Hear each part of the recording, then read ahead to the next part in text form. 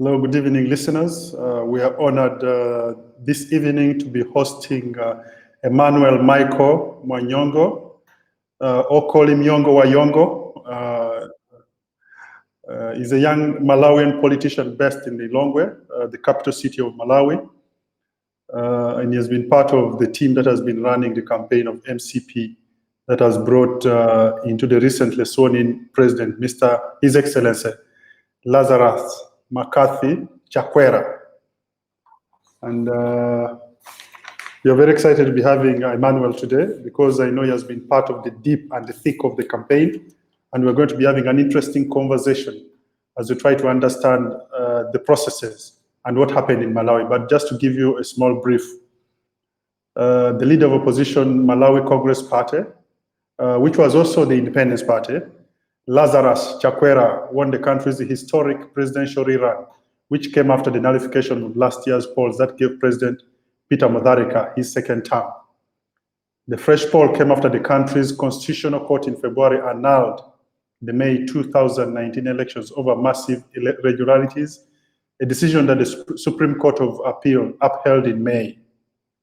Mutharika joined his running mate, Muluze, leader of opposition United Democratic Front, and told reporters the polls were marred by irregularities. In short, our monitors were beaten, hacked, and intimidated so that they should not participate in voting processes, Mutharika said. Many tally centers did not have signatures, as monitors were also in hospital and could not be present to endorse the results. Mutharika also said the election is not a true reflection of the will of the people of Malawi. In a decisive contrast with the previous year, the fresh polls on 23rd June saw the coming together of Lazarus Chakwera of the Malawi Congress Party and running mate Saulius Chilima of the United Transformation Movement to lead a coalition of 9 opposition parties, having fiercely competed in the previous election. Malawi is only the second African country to annul a presidential election after Kenya in 2017. And it's the first in which an opposition party has won a rerun. In the initial May 2019 vote that narrowly returned incumbent Peter Mutharika to the presidency, but in February 2020, a landmark ruling in Malawi Constitutional Court annulled the results, citing widespread systematic and grave irregularities, including the now infamous use of corrective fluid in vote tallying in Malawi. Now, the person I'm interviewing today, let me welcome you on board, Mr. Emmanuel. Thank you. Who is also called Yongo Wa Yongo. It's an honor to host you today. And it's an honor to host as well. You like to live by the mantra, wherever God leads me, I follow. Yes. God has led you to power, but I'll come back to that later. Okay. First, I just wanted to know, for the benefit of all of us and those who are following, why did people in Malawi decide to vote Mutharika's government out? What had gone so wrong that people decided that enough was enough? What had gone so wrong is that President Mutharika and his party, DPP, and their alliance partners, UDF, these guys had thought they were above the law. They had thought they are privileged or entitled to have power forever. They even had this mantra they lived by. They said, we'll rule Malawi until 2084. So we were living under the most harsh conditions on earth. Citizens had no power. Money belonged to a few people. There was a cabal of people that had all the wealth in the country. That included the first lady, the bodyguard of the president, and other few selected people. So people were fed up. People wanted justice. People wanted development. People wanted to have equal opportunities. So we had a regime whereby one tribe was privileged over the rest of the tribes. As you know, Malawi, like many other African countries, has more than 50 plus tribes. So only one tribe was being privileged. Only a few people were being privileged, and life was hell. So people were fed up, and people had gained enough confidence thanks to the opposition and civil society. People now understood what their rights are, and they understood that power belongs to them. So what they did is they just brought DPP out of the power.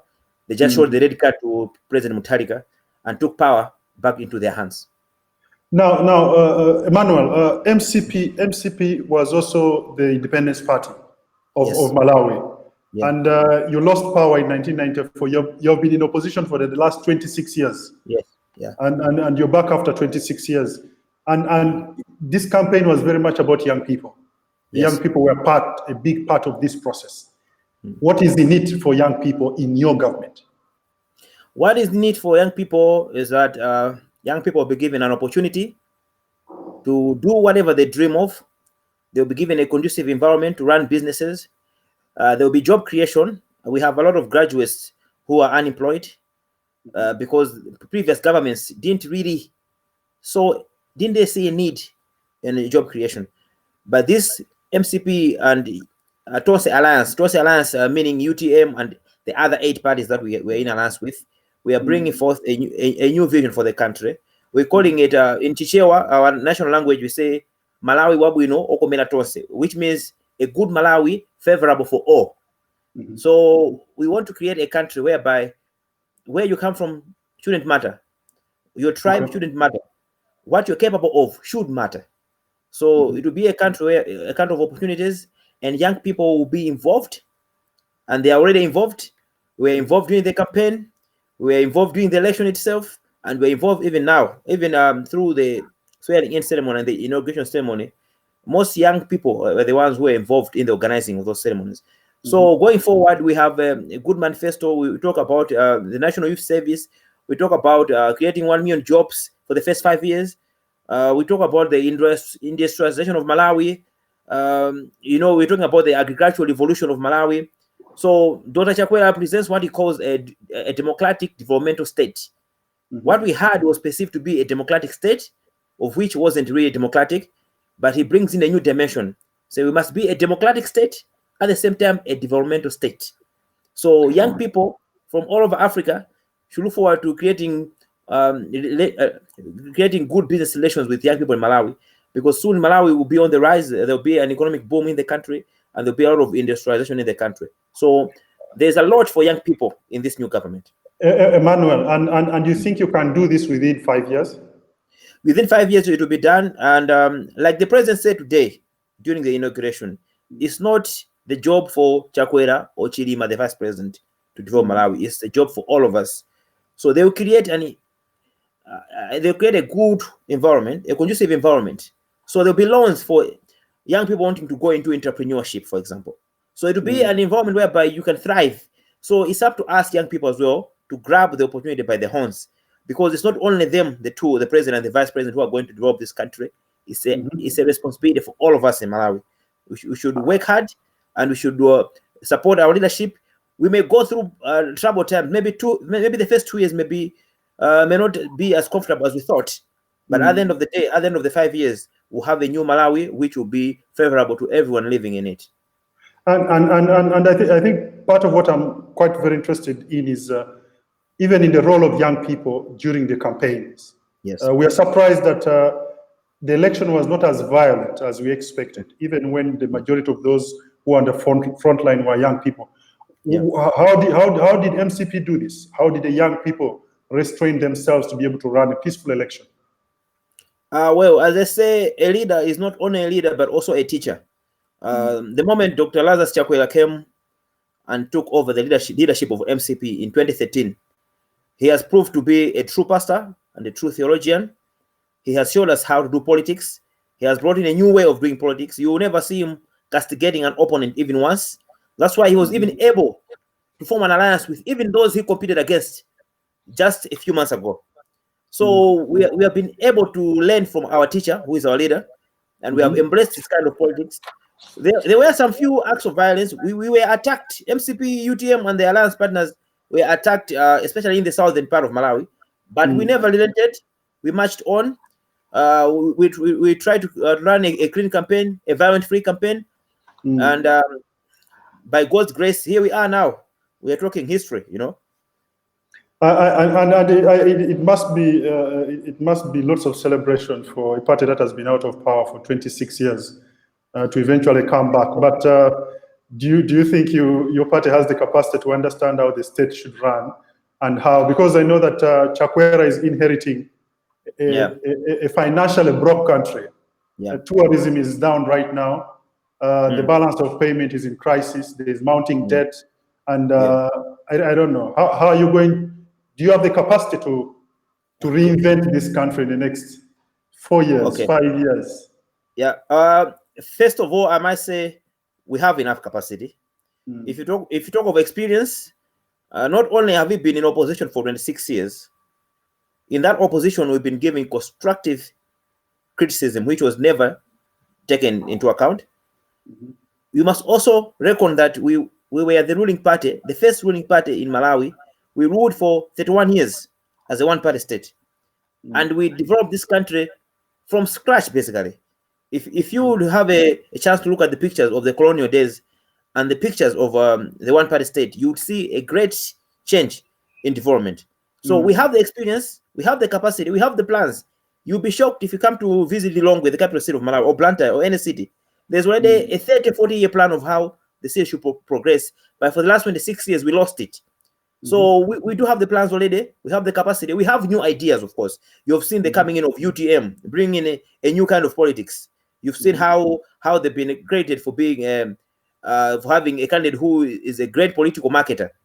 So we do have the experience from different sectors. We have a vice president who's coming from the corporate world and has served as vice president for 5 years, the past 5 years.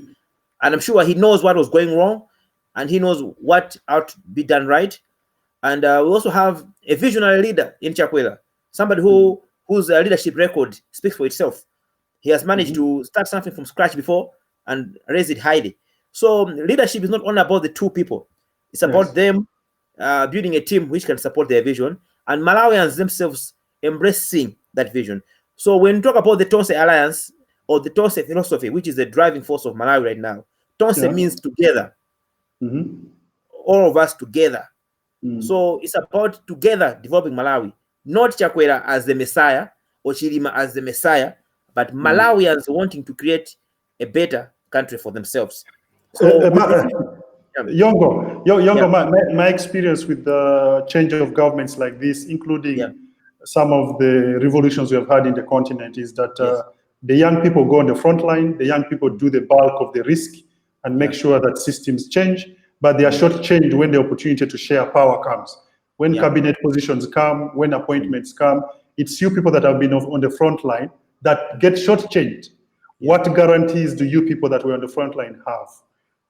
What kind of opportunities have you created to make sure that you're not shortchanged when the opportunities come to distribute this power? Okay. First of all, we must have a full cabinet maybe by tomorrow or Wednesday latest. The president has only made 4 appointments so far. Expect to see a different kind of cabinet. There could be surprises. I think there'll be a balance of different age groups, like the president says. The president doesn't believe in ageism, whereby you disregard the other age group and consider the other age group as more important.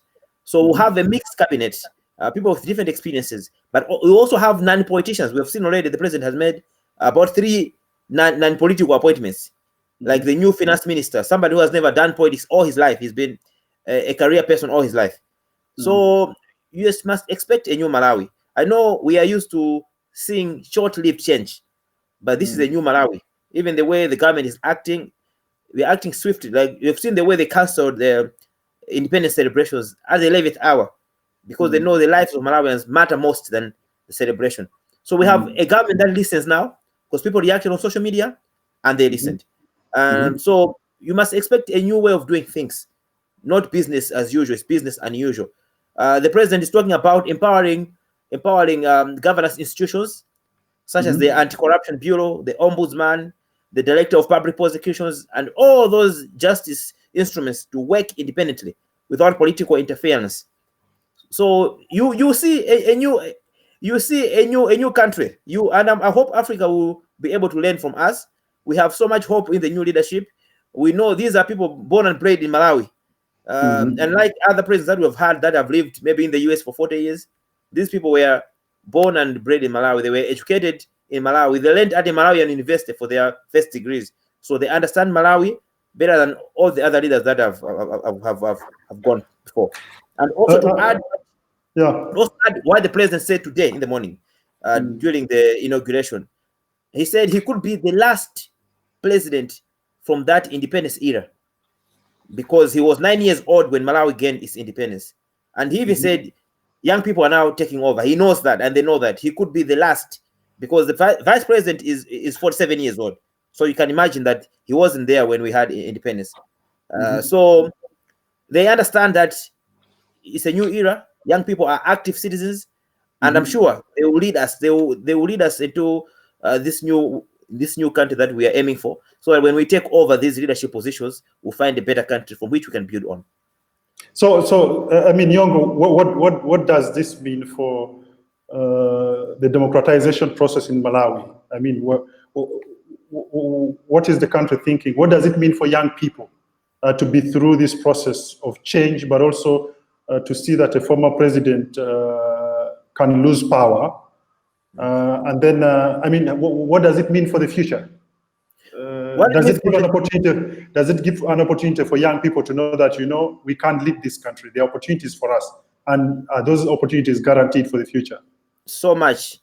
It's very refreshing to see a party or an opposition alliance that has been in opposition for so long be able to hustle power from the government side. This gives us hope, and also demands responsibility from us young politicians.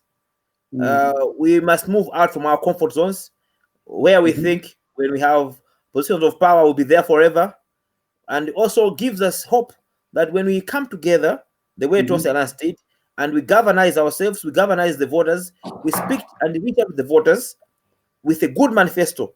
We have now, I think we have literate citizens who can grasp ideas, who can understand the manifesto and vote for the right ones. Because the outgoing government, the DBB government, campaigned only maybe 10%. They didn't campaign. They thought they thought Malawians who can be taken for granted. They thought they can win without even campaigning. But now Malawians have showed that they are active citizens. They can grasp information and process it and understand and make informed choices.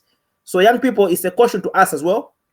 If we get on the positions of power and we relax, somebody else will be able to galvanize people to remove you if you're playing around. And yes, and Emmanuel, I just want us to go back a little bit. Joyce Banda. Yes. I know that she played a critical role in the second round when it came to the conversations on what the opposition needs to do. What exactly was the role of Joyce Banda in this entire process? Well, first of all, I must say she is sure to be a humble person. I mean, she had all the rights to contest if she wanted. She's a former president of Malawi who only ruled the country for 2 years. She had a following, a huge following, especially rural women who look up to her as their role model. But she managed to overlook her own ambition and try to bring us all together. You must reckon that during last year's election, she tried to form an alliance with UTM, and then came to MCP. MCP and UTM couldn't form an alliance last year, but thank God, throughout all those things that we went through, the court case and everything, we managed to create a bond that couldn't be broken anyhow. And the two presidents, President Chakwera and Vice President South Chitipa, were able to sit at a round table and talk. I don't have the details on the conversation that went through, but we often hear that President Joyce Banda played a big role in that. So perhaps she played a mother role to bring two sons together, sort of, or she played a sister role to bring two brothers together and cement the relationships. Because if you observe some of these other parties that we had, excuse me, not small, I withdraw that word, but some of these parties that we had in the alliance had ties already with her party, People's Party. For example, we have the Alliance for Democracy, AFORD, which has had long time bonds with Madam President Joyce Banda. So she was able to bring other partners into the alliance. So she really played a very vital role into the alliance, and we always salute her. And locally, some people call her the engineer of the alliance. Yeah. So Emmanuel, you've been the executive assistant to the MCP Secretary General. Yes, 3 months now. 3 months. Yeah. What does this mean for you? Your party is in government now. What role are you going to play? Are you still in the same position? Should I expect you to be named the minister tomorrow as the new cabinet comes out? What does it mean? Because I know you've been part of the campaign trail, the first round, the second round. You spent sleepless nights being part of the process, and you're one of the stories and part of this victory. What does this victory mean for you? Well, first of all, I don't expect to be named the minister tomorrow or the other day. I don't expect that. I've never really thought about that. My main concern during the campaign was to create a better Malawi, so that we are able to have opportunities. I'm an entrepreneur at heart. I've been trying to set up some small businesses since 2013. I haven't been able to access a loan or capital. So my main focus right now is if they are providing loans for young people, I'll also be able to apply for those and set up something for myself. If government wants me to play a role in government, fine, I will accept. But that doesn't mean you have to be minister to help with the development work. There will only be less than 30 ministers. So if all of us want to be ministers, then who will do the other jobs? So I don't expect favors because I was in the campaign. I don't expect favors because I'm in the National Executive Committee of MCP, or I'm the executive assistant to the Secretary General. I expect to have the same opportunities as my fellow young Malawians, but we have hope that going forward, the new leaders will really create a conducive environment where young people will thrive. And now that we are in the government, it doesn't mean I will overlook my position and say, I'm an executive assistant, let me drop this and look for something bigger. No, I will still assist the Secretary General, because through him, I've actually learned a lot. I've sat at tables where most young people wouldn't sit at. I've been in meetings that most young people can't attend just because I'm his executive assistant. So it brings me a lot of opportunities to learn more stuff, because learning doesn't end. And I know being in government, the next 5 years is going to be another learning process. And I know I'm going to learn more things that I never knew before. So I'm not relinquishing my position. I'll still be the assistant to the Secretary General. And whatever God brings, like I said, wherever God leadeth me, I just follow. So if God leads me into another path, I'll follow and learn from that and move on as well. No, I think that's a good commitment you put there, because it's not just about the position; it's about what you can contribute. But I'm a bit concerned. The president is a man. The running mate is a man. I see a lot of men in this process. Do we expect to see a cabinet with more women? I don't know how your campaign process what was the involvement of women? Because as you know, the critical part of this process, and they need to be supported or put in all these positions, and because they also make a critical contribution to the democratic process. Where are the women? I can't see them in the inauguration process. I don't see them on the high tables during this entire process since you won power. Okay, you are very right. Women deserve a place at the table, and I'm happy that my president, Lazarus Chakwera, believes in women empowerment. If you look at his appointments into the party National Executive Committee, like in MCP, we have a 60-40 ratio. We have 40% women in the National Executive, and he has recommitted. He even said it when he made the first 4 appointments into his cabinet. Of course, there was no woman, but sometimes maybe we judge quickly before we see the finished product. So let's wait and see the full cabinet. He has committed to say 40% of the 30 ministers, or if it will be below 30% of the ministers he will appoint, 40% will be women. And I trust his word, because I've seen him do that before. So you should expect to have a gender balanced cabinet, and other opportunities that are in government. You should expect to see more women, and more women have played a big role, even just in the election, during monitoring, even at the tally center, even during the organizing of the ceremony that we had today, and the swearing in today. The organizing chairperson of the ceremony is a woman. The organizing secretary, the national organizing secretary for our political party is also a woman. So we do have women around. I know people would expect that, okay, if the president is male, then the vice president should be female. It's not usually like that. We look at the capabilities mostly. At this juncture that we are at, the best people that could lead us was Lazarus Chakwera and South Chilima. Unfortunately, they are all men, but it doesn't mean women are left out. Women are still part of the new philosophy that is guiding the new Malawi. So Yongo, I'm going to take your word that out of the 30 ministers, at least 12 of them are going to be women. That is about 40%. So I'm waiting. Yes, I'm waiting for the cabinet list. If there are 30 ministers, I expect at least 12 women. At least 12 women, yes. Yes, and hopefully a couple of youthful people below 40 years to be part of the new cabinet. Yeah, it would even be nice if we had some below 30, but we'll see what the president has planned for us. And I mean, Yongo, you've been part of this entire process. Tell me, how was it like? The travels, trying to get the vote. What exactly? How did this process go for you? Because I know you've been part of the. I think it would be nice for you to share your experience for the rest of the young people in the continent. Well, it's been amazing, you know, and I must say we have done campaign twice in a matter of a year. You know, we voted in May last year, of which the vote was nullified, and we voted again in June this year. So in a space of 14 months, we've traveled around the country twice. What I can share with my fellow young people is that it's always good when you move from social media, go on the actual ground and face the people, hear their stories, hear their worries, hear their fears, hear their dreams. It helps you, it shapes you to become a better politician. Because sometimes people venture into politics for various reasons.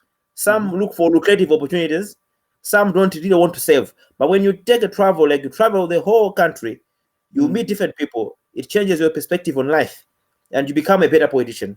So it's been an amazing journey, and I'm appealing to the people watching in Uganda, some are watching in Tanzania, some in Zambia, and all over Africa. If you have an election coming up, please volunteer. And it's voluntary work. We don't get paid to campaign. Let nobody cheat you. You don't get paid to campaign, but volunteer, avail yourself, be part of the process. You learn a lot, and actually it feels good when they're announcing the vote that you have won and you have contributed. You know that at least one person voted because of what you said or what conversation you had with them. It feels so great that you contributed. So I'm appealing to my fellow young people out there. Don't just don't be Twitter fingers. don't just play on Twitter. Don't just post things on Facebook or WhatsApp. Leave the phone. Go on the ground and meet real people. No, I think that's an important message for young people across the continent. That we need to move from activism online and be part of the real process, either as voters, volunteers, or people trying to get out the message to the rest of the people, because that's how we know what's going on. And I think part of the bigger interest I have with you is what happens to the former ruling party. We've had we have had a terrible tendency in a lot of African countries. When a ruling party loses, you start witch hunting them. You start witch hunting those who are in the youth league. You start witch hunting the government officers. What is Lazarus saying about this? What is your plan? What is your advice to your own government on how you need to treat the outgoing government? Okay. First of all, the new Malawi, which we operate under the Tonse philosophy, the Together philosophy, that we have pillars, like 5 pillars that we run our campaign on. We used to call them the super high 5, whereby S stands for servant leadership, U, uniting Malawi, P, prospering together, E, ending corruption, and R, rule of law. So we're going to abide by what the Constitution of Malawi says. If there was a corrupt person in the previous government, they must face the law. It's not witch hunting. And first of all, if they are doing witch hunting, if you're not a witch, are you going to be caught? No. Witch hunting only finds witches. So if you're a corrupt person and there's a drive to find those who are corrupt, you'll be found and you face the law. It's as simple as that. As Africa, we must stop this habit where we say we must move on and forgive the previous government. Law is law. Law is blind. When somebody commits a crime, they must face the consequences. So it's not like the government yesterday or the other day, the outgoing Democratic Progressive Party released a statement saying the new government is doing political persecution and they're witch hunting DPP officials, of which maybe only 2 people have been arrested, and they haven't been charged by government. It was other people, private individuals, suing them for other crimes. So these people are afraid, and they know why they're afraid, because many of them really did steal public funds. And time has come. The Anti-Corruption Bureau will do their job. If they're found guilty by the court, they have to face the consequences. It's not witch hunting. If it is witch hunting, and you're a witch, you really be hunted and you'll be caught. No, I mean that's good to know, but because I think sometimes we lose the point and start focusing on revenge rather than following the law. So if it's following the law, I think it's rule of law all the time. It's a good thing for the country. Yeah. And the youth of Africa, you've already said they need to be part of these processes. Yes. How was it in terms of the young people running? Did you have a critical mass of young people in MCP that got the opportunity to run as members of parliament or any other position before this? Yeah, actually, in last year's election, we've had a crop of young people who made it to parliament, a couple of them. And not only talking about MCP, but Malawi as a general, we managed to get a 23-year-old female MP, of which is nice. She's female. That's the first thing. We're trying to empower women as well. And she's only 23 years old. What it shows is that the space is open. The number one mistake that young people make, that the youth make, is that we think we'll be given positions on a silver platter. You have to go there and compete. If you're facing a 60-year-old, don't think people will vote you because you're young. They will vote you based on what you're standing for. They will not sideline the 60-year-old because he's 60. So we, as young people, must learn to package our manifesto and what we stand for. And we must not fear or expect to be given things freely. So politics, just like any other competition, it's a battle. If you play it right, you will make it. If you play it wrong, you won't make it. We shouldn't expect to be given quotas. Like, let's say, in this coming election, we want at least 40% of seats to be given to the youth. Just to be given like that, that's a very bad thing for democracy. We must learn to compete and level the ground. And I think you make a good point that being youthful should not be a guarantee for a position within politics. And a lot of young people should know that being youth is just a transitional stage. That eventually you cease being a young person. Yes, you cease. So self-development. At 35, you cease to be called a youth. At 35, you are now you can't claim to be part of the youth. So this is just a transitional stage of life. You are free to compete for whatever you want to compete for. And that's a good message to young people, because you need to prepare yourself. You need to self-educate yourself and hone yourself and be a good leader for people to take you seriously. That means that in terms of character, in terms of morals and how you uphold yourself, but also it means that you have to be loyal to the institutions, like the political parties that you work with, so that over time they are able to give you the opportunity to be part of the processes. So I'm glad you mentioned that, but I'm also happy to hear that you have a 23-year-old young lady who is now a member of parliament in Malawi. And I think that will go a long way to inspire a lot of young people across the continent. And as we wrap up, the political parties, your final word to the political parties in terms of organization, in terms of how you prepared yourself as a political party for this campaign, in terms of how you logistically prepared, but also did deployments. I just want you to throw some small light to be able to help political parties that are watching this conversation. Okay. First and foremost thing, before an election, even after an election, like after we did the 2019 election, we had to go through a post-mortem. So we analyze ourselves, we look at our strengths, our weaknesses, opportunities and threats, the SWOT analysis. It helps you prepare for the next election. So after 2014, we did that. Even in preparing for 2019, we did a SWOT analysis. Even after the nullification, we still had to say, where did we go wrong maybe? How can we improve? So that helps you as a party to prepare. Also, we need to open up the party. Some people with positions want to do everything on their own. You can't run a country. You can't run a party that wants to lead a country in that in that way. So you need to open up. For example, in MCP, we saw that we had a shortage of party monitors during elections. We would have so many monitors, but most of them didn't have the capacity. Yeah. So we had to open up and call for all graduates who support the party to form groups. So they formed groups, and these groups were recruited, and these were the lead monitors. On every polling center, there was at least a graduate as a leading monitor. So they were able to lead that group of monitors and be able to question if things went wrong and be able to quickly report if something goes wrong. So you see that if you open up the party, allow people without positions come and help you and assist you, you have a big team and you will be able to do monitoring. This year we have done the best monitoring ever that has that ever happened in Malawi. Everyone is wondering how we managed to do it. It's because of teamwork. We allowed people without positions to come and assist us. Yeah. And I think that's a good thing, because then you had a good collection of graduates that understood what needed to be done at the polling stations. Yes, they understood there was a line of communication. But how I'm more interested in how then did you deal with the deployments and logistics? Yeah, now we need to do. Yeah. Yes. Yeah. For that, you need to prepare for quite a long time. You need to do fundraising. We did a lot of fundraising activities. We reached out. We advertised in the papers. We had a special fund. We had a special account where people would send money voluntarily.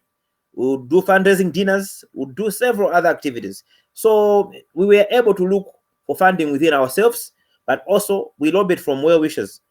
There are some people who just help us for the sake of change. We had people who don't even support the party, but they were fed up with what was happening in the country, and they supported us as well. So we believe in the mantra that our president always says, nothing for us without us. You can't look for, let's say, you can't fundraise without first of all trying to fundraise within yourselves. So if you're looking for $1 million, at least start with something that you have, then you lobby for the other amount. So young people should also be interested to contribute their little money that they make. I know there's a huge problem of unemployment in Africa. Most young people are not employed, but from the little that we make, you can also contribute a few dollars, a few shillings, a few kwachas to your party's campaign, and it feels good when you finally make it. You feel good that at least your $20 made a difference. It feels so great. And so you can contribute as a young person. You can come as a volunteer. You can come and work at the party secretariat. The opportunities to be part of the process are many. And I think MCP presents a good example of opening up and even calling university graduates to come and be part of the process. And we're very proud of what you've done, Emmanuel. And we are happy for your success. And we are hoping that you're going to hold your party, MCP, and your government accountable to deliver on the promises that were made to the people of Malawi. We're also going to hope that you're going to hold them accountable on the promises they made for creating new jobs for young people, for making sure there's no more corruption in Malawi. We are relying on you to be the voice of the young people that may not be supporters of MCP, but we are following supporters. So I'd like to give you an opportunity to give one more final word to people in Malawi and young people in the rest of the continent. Okay. Well, to the people of Malawi, I just want to urge them that we must stand behind this new leadership. We must support them. Supporting them means hard work. When they bring on policies that will change this country, those policies can't implement themselves on their own. We have to be the medium that will be used to implement those policies. So we must work hard. We must adopt this new way of thinking that these guys are trying to push on us. And the first few years may be uncomfortable, but in the end, we'll reap good fruits. And to the people of Africa, especially young people watching, I want to encourage you, if you have the zeal for your countries, if you want to see change in your countries, that change begins with you. Like Barack Obama said, we are the ones we've been waiting for. We are the change that we seek. Don't expect an angel to fall from heaven to give you change. You are the agents of change. So join in. If you see a party that you support, if you see a party that aligns with your line of thought, join in that party, volunteer yourself, and at the end of the day, when you see the change happening, it feels so great that you participated. So I encourage everyone, don't fear that politics is for the odd. Don't fear that politics is evil, or you need to go to back home to a witch doctor so that you should have some strength. No. What you believe in, just create a voice for that. Reach out to people. They will listen, and you'll be able to change their mindset. That's what change is all about. Thank you. Thank you very much, Yongo, and a great message there that, you know, you need to be part of the process. Politics is for everyone. It's not dirty. It is the people that make it dirty, and it's our role as young people to come and be part of this process. I am very honored. It was an honor hosting you, Emmanuel, and being part of this process. And I'd like to congratulate you and your party and the coalition again, and wish you all the best. I know it's going to be tough times as you set out to start, but hopefully, if you keep your word, everything will be fine. Thank you very much. Thank you so much, Emmy. Asante sana. We wishing you a great night. Thank you. Karibu. Thank you very much, and have a splendid evening. Thank you. Okay. It was a real honor hosting Emmanuel, who has been a very instrumental young person and part of the campaign and the coalition that just brought the MCP party in power. MCP was the Independence Party of Malawi, lost power in 1994 and just came back after 26 years in opposition. It was an honor hosting him, and he has thrown out a couple of messages to young people. Be part of the process. Find a political party that you can be part of. Be a monitor. Contribute money. It's not enough to be part of the social media. Get out of the social media spaces and join, come on the ground and look for the vote. And amazing messages coming out of him. And I just want to conclude and tell you that, you know, in contrast to many African states, Mutharika was unable to call upon military support as the Malawi Defense Forces had moved to shield protesting citizens and protect the judiciary since the 2019 elections. The Malawi Defense Forces also had previously, in form of respect, having defended the then Vice President Joyce Banda's constitutional right to assume the presidency after the incumbent's death in 2012. And this institutional resilience from the army would facilitate a smooth and mostly peaceful election process during the rerun, despite Mutharika's attempt to intervene by replacing the Malawi Defense Forces commander and his deputy in March. The army stood its ground and has been able to be part of the people's revolution. It was an honor today to host Emmanuel Yongo Wa Yongo, a young politician from Malawi, telling us about the process that brought a coalition to power, a coalition of 9 opposition political parties after a second round in an election that was annulled by the High Court in Zimbabwe, in Malawi, and of course, the second annulment of a presidential result in Africa, and Malawi becomes the first in which an opposition party actually wins an election and gets sworn in. It was a big honor having you, Yongo Wa Yongo. This conversation is powered by the Christian Democratic International Center, which is a party foundation based in Stockholm, running programs in Eastern Europe, in Latin America, and East Africa. It was an honor for all of you that joined us for this session, and let's brace for the next conversation as we keep the engagement on the politics, on the governance, and everything that is happening on the African continent. Thank you all very much for being part of this process, and I would like to wish you a splendid evening. Good night.